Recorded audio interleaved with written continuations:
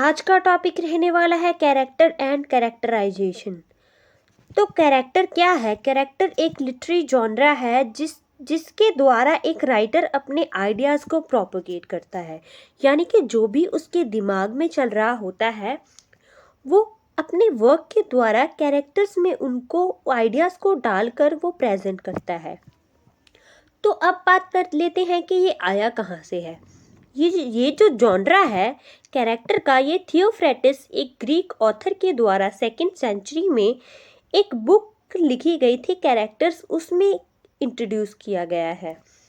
ये जो बुक है बुक्स ऑफ द कैरेक्टर्स, जो कि रिटन है जोसेफ हॉल के द्वारा, सर थॉमस ओवरबरी के द्वारा और जॉन अर्ल के द्वारा, जिसमें हमें काफ़ी सारी रेफरेंसेस देखने को मिलती हैं और बहुत सारे कैरेक्टर्स देखने को मिलते हैं।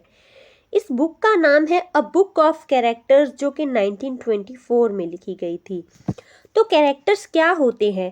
कैरेक्टर्स वो लोग होते हैं जिसमें इंटेलेक्चुअल इमोशनल क्वालिटीज़ होती हैं, जिसके द्वारा एक जो अब उसका राइटर है वो बैड और गुड इंटेंशन को प्रेजेंट करता है। तो इसमें 3 चीज़ें बहुत ज़्यादा इम्पॉर्टेंट है। पहली चीज़ है एक्शन, दूसरी चीज़ है कैरेक्टर, तीसरी चीज़ है डायलॉग। तो एक्शन, कैरेक्टर और डायलॉग तीनों चीज़ें जो है आपस में इंटरलेट करती हैं। जो कैरेक्टर है वो डायलॉग का यूज़ करके अपने एक्शन को परफॉर्म करता है।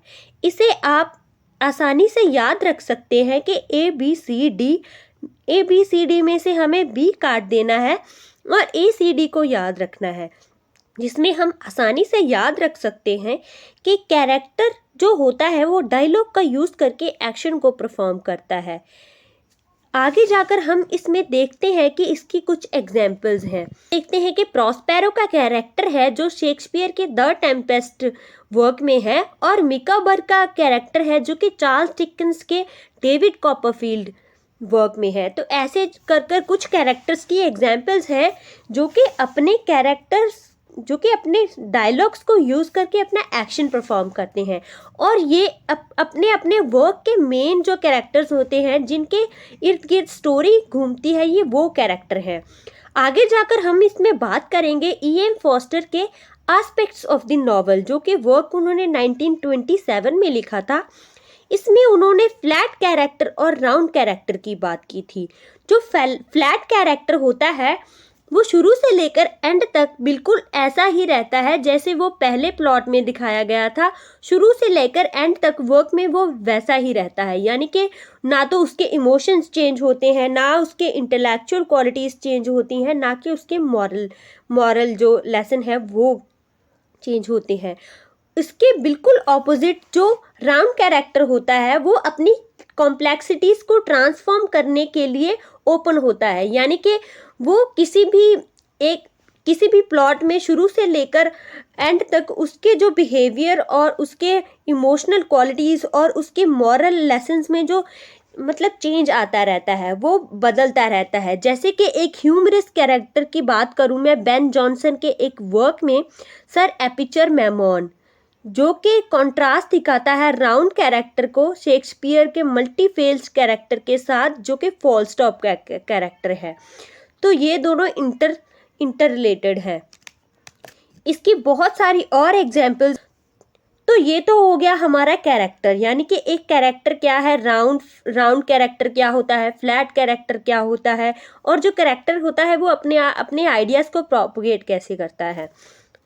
तो अब बात कर लेते हैं कैरेक्टराइजिंग की। कैरेक्टराइजिंग में 2 तरीके हैं बेसिकली। पहला तरीका है शोइंग और दूसरा तरीका है टेलिंग।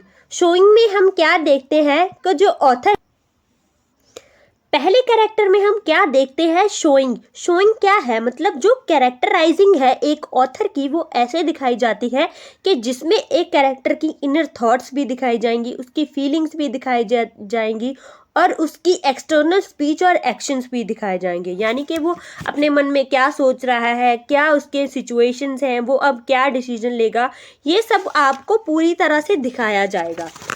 मतलब ये आपको पूरी तरह से ऐसे दिखाया जाएगा कि जैसे कि वो महसूस कर रहा है पूरी तरह अपने इर्द गिर्द होने वाली चीज़ों को। और टेलिंग में सिंपली आपको बता दिया जाएगा कि ऐसे ऐसे इस कैरेक्टर के साथ हो रहा है। जैसे कि इसकी अगर मैं एग्जांपल दूं तो प्राइड एंड प्रेजुडाइस जो कि जेन ऑस्टन का लिखा हुआ एक वर्क है, उसमें आपको इसकी काफ़ी ज़्यादा डिस्क्रिप्शन देखने को मिल जाएंगी। टेलिंग में हम बेसिकली क्या देखते हैं कि एक कैरेक्टर की क्वालिटीज़ जो होती हैं वो ऑथर के द्वारा ही बताई जाती हैं। तो ये था हमारा आज का topic, character and characterisation. Hope आपके लिए यूज़फुल रहा होगा। लिटरेचर के रिगार्डिंग अदर वीडियोस के लिए मेरा चैनल ज़रूर सब्सक्राइब करें और वीडियो को लाइक ज़रूर करें।